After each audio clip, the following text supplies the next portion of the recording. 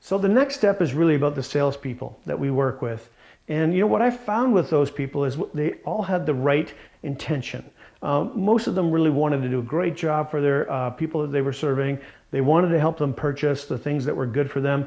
They weren't likely to use a slimy sales technique that wasn't going to feel right for them on their sales client. In fact, we found that the integrity was so important to their success that they had to have a system that matched 100% of the time, that made sense to them in the sales process, that they could actually believe that they could do it. If they didn't believe that it was the right thing to do, no matter if the sales technique that they were trained on did one thing or another, if they didn't believe it was the right thing to do, they weren't going to use it. Bottom line. So integrity was absolutely huge for our participants in our studies. And as a salesperson, or maybe just as a business owner, you know as well as I do that you're not going to tell somebody something you don't believe in yourself. We've all heard it the same way. I have to believe in the product before I can sell it. If I really believe in the product, I'm an advocate of the product. So it's easy for me to actually tell you about how great it is in my life because it works. Now think about it. If you were really sick and you tried all kinds of doctors and you'd done all kinds of different things, and then you bumped into somebody who had a different strategy and they turned around and they made something happen in your life where your health improved and you were well and you were feeling dynamic, you're going to be an advocate for that individual. And that's an exceptional thing to think about. And that's exactly what we want for our clients. And so as a salesperson, you got to do the exact same thing to help that through.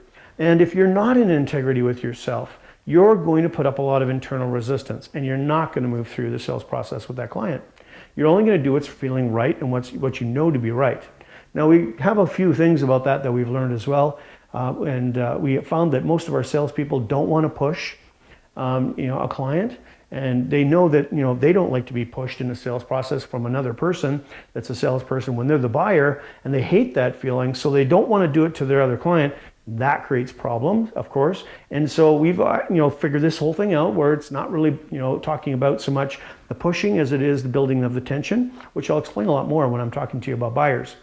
But for salespeople, they got to know that they want to have something that works. They want to make sure that it's in integrity with what they believe. It has to be easy so that you can think about it. If it's got to be something that's so complicated that you literally have to study it for 20 years, or you have to be like ninja, and you have to be able to do all kinds of things, break bricks with your head to try and do the sales process, it's not going to happen. Because it's a very fluid thing that we're working on with our clients. And so it's extremely difficult to turn around and make it complicated. If it's complicated, you're going to get it all messed up. So you don't want to do that either. So salespeople, I know what you're needing. I understand that. I've been there, done that.